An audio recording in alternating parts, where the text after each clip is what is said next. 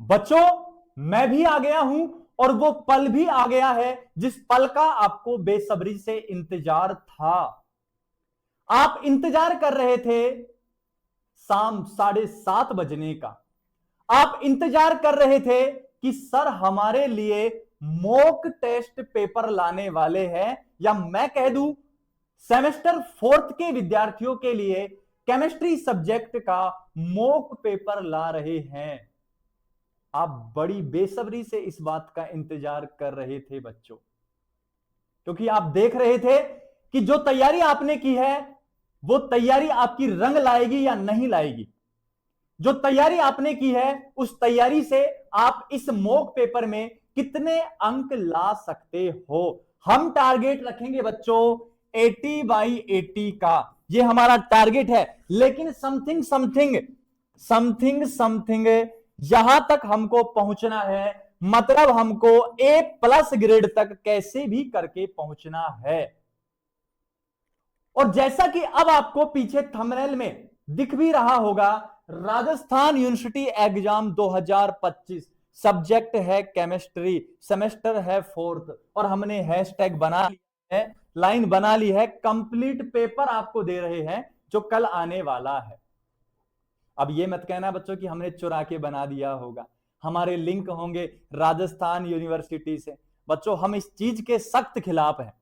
हम सिर्फ एक संभावित पेपर आपको दे रहे हैं, हम एक मॉक पेपर आपको दे रहे हैं जहां से ज्यादा कल क्वेश्चन आने की संभावना है।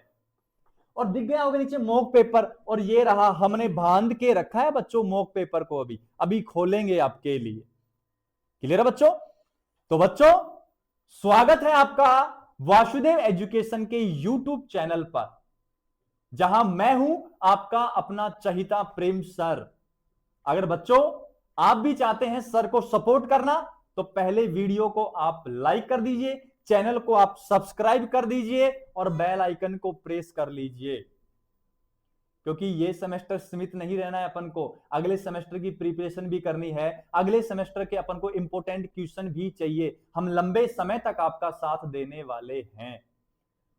और अगर वास्तव में आप वासुदेव को मानते हैं तो कमेंट सेक्शन में वासुदेव सर्वम इति या राधे राधे या जय वासुदेव आप लिख सकते हैं, ताकि हमें मजबूती मिले, ताकि हम स्ट्रांग हो, ताकि हमें कॉन्फिडेंस आए।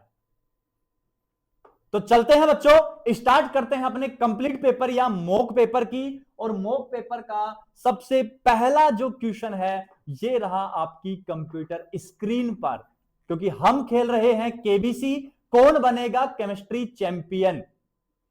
जैसा कि आपको दिख रहा होगा, सेमेस्टर कौन सा है बच्चों? 4th, सब्जेक्ट है केमिस्ट्री, और हमने लिख दिया है मॉडल पेपर। और मॉडल पेपर में पहला जो क्वेश्चन है वो यूनिट नंबर 1 का है। प्रत्येक यूनिट 15 मार्क्स की रहेगी, मैं साथ की साथ लिखता चला जाऊंगा। पहले क्वेश्चन का फर्स्ट पार्ट क्या है? प्रथम संक्रमण श्रेणी के तत्वों के निम्न गुणों पर संक्षिप्त व्याख्या करनी है। एक बात और कह दूं, अभी ये पेपर भी बोथ मीडियम हिंदी और इंग्लिश के लिए रहने वाला है, क्योंकि हम दोनों मीडियम में आपका साथ देंगे। जब आप हमें इतना सपोर्ट कर रहे हैं तो हम आपके लिए इतना तो कर ही सकते हैं बच्चों। पहला जो आपको कहना है वो एक्सप्लेन करना है उत्प्रेरक गुण, और ये मैंने इंपोर्टेंट क्वेश्चन वाली सीरीज में भी करवाया है, और ये देख लो मॉडल पेपर में भी छपा है, कितना इंपोर्टेंट क्वेश्चन है ये। उत्प्रेरक गुण, कैटालाइटिक प्रॉपर्टी की व्याख्या आपको करनी है। दूसरा है ऑक्सीकरण अवस्थाओं का स्थायित्व, स्टेबिलिटी ऑफ ऑक्सीडेशन स्टेट, इसकी आपको व्याख्या करनी है कि कैसे डी ब्लॉक एलिमेंट या ट्रांजिशन एलिमेंट या संक्रमण तत्व परिवर्तनशील ऑक्सीकरण अवस्था दर्शाते हैं, और इनके स्थायित्व की आपको व्याख्या करनी है कि कौन कौन सा ट्रांजिशन मेटल कौन कौन सी स्टेबल ऑक्सीडेशन स्टेट रखता है। इस बात को आपको इस क्वेश्चन में समझाना है। नेक्स्ट क्वेश्चन काफी इंपोर्टेंट है, डीडी संक्रमण, इंपोर्टेंट है तभी तो मॉडल पेपर में आया है। डीडी ट्रांजिशन को बच्चों आपको समझाना है। अब उसी पहले क्वेश्चन का, क्योंकि बच्चों 15 नंबर का है यार, 15 नंबर का है, तो पहले का फर्स्ट पार्ट है और पहले का ही सेकंड पार्ट है। समझाइए क्यों क्यों हो रहा है, आखिर रीजन देना है आपको। MnO4 माइनस मैग्नेट आयन है, इसमें मैग्नीज की ऑक्सीडेशन स्टेट है +7, प्रति चुंबकीय होता है क्योंकि number of unpaired electron absent होते हैं, लेकिन फिर भी कैसा होता है, रंगीन। इसका कारण है चार्ज ट्रांसफर स्पेक्ट्रा। कल भी मैंने ये बात आपको कही थी, ध्यान रखना इस बात का बच्चों आप विशेष रूप से। क्लियर बच्चों। नेक्स्ट क्वेश्चन की ओर बढ़ूं तो उसी का बी पार्ट है, Cu+, इसको कहते हैं क्यूप्रिक और ये होता है क्यूप्रस। तो यहां Cu+ से Cu+2 क्या होता है बच्चों, अधिक स्थायी होता है। ये बात आपको समझानी है। क्लियर है बच्चों।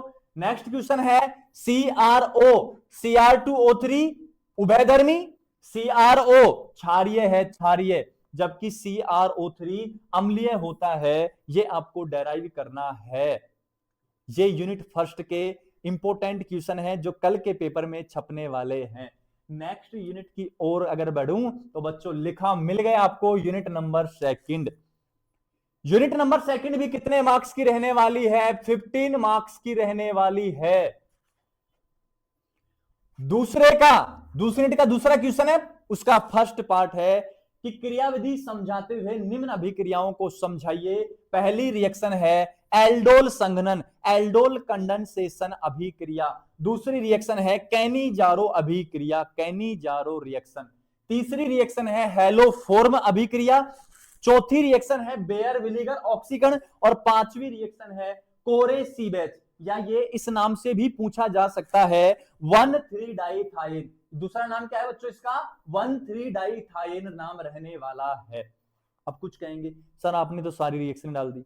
अरे बच्चों इस यूनिट में कंप्लीट रिएक्शन ही है और उन रिएक्शन की मैकेनिज्म ही पूछी जाती है, तो मैं भी क्या करूं, मेरे भी हाथ में कुछ नहीं है। आपको इतना पढ़ना ही पड़ेगा किसी भी हालत में।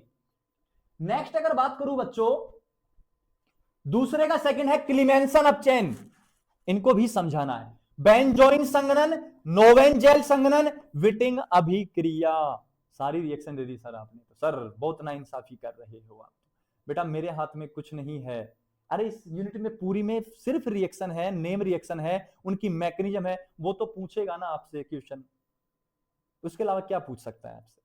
नेक्स्ट अगर बात करूं बच्चों यूनिट नंबर थर्ड की ओर बढ़ूं तो यूनिट नंबर थर्ड भी 15 मार्क्स का है, 15 नंबर का रहने वाला है। और यहां तीसरे का फर्स्ट क्या है, अम्ल उत्प्रेरित एस्टरीकरण समझाना है। अम्ल उत्प्रेरित एस्टरीकरण की क्रियाविधि को समझाना है। अब देखो तीसरे का केवल मैंने फर्स्ट रखा है क्योंकि बहुत ज्यादा मायने रखता है, वही आ सकता है 7.5 नंबर में, 8 नंबर पूछ लेगा। तीसरे का सेकंड क्या है बच्चों, निम्न पर संक्षिप्त टिप्पणी लिखनी है। हेल वेलार्ड जेलेंस्की अभिक्रिया, HVZ रिएक्शन पूछ लेगा, या पूछ लेगा आपसे अल्फा हैलोजनीकरण, आपको समझाना है। बी क्या है इसका, हाइड्रोक्सी कार्बोक्सिलिक अम्लों पर ताप का प्रभाव आपको समझाना है बच्चों। नेक्स्ट क्या है, ब्रोमेमाइड अभिक्रिया को समझाना है। और डी जो आपके पास है वो है आर्नस्टड अभिक्रिया, इसको आपको समझाना है। मैं करवाता हूं बच्चों सारी की सारी रिएक्शन विद मैकेनिज्म। क्लियर बच्चों। नेक्स्ट अगर मैं बात करूं लास्ट जो यूनिट है यूनिट नंबर 4 के क्वेश्चंस की, तो यूनिट नंबर 4 का जो क्वेश्चन है वो आपने देखा भी होगा। यही क्वेश्चन मैंने इंपोर्टेंट क्वेश्चन में लिखवाया है यूनिट 4 में, और यही पहला क्वेश्चन छपने वाला है। देख लेना चाहे बच्चों आप तो देख लेना।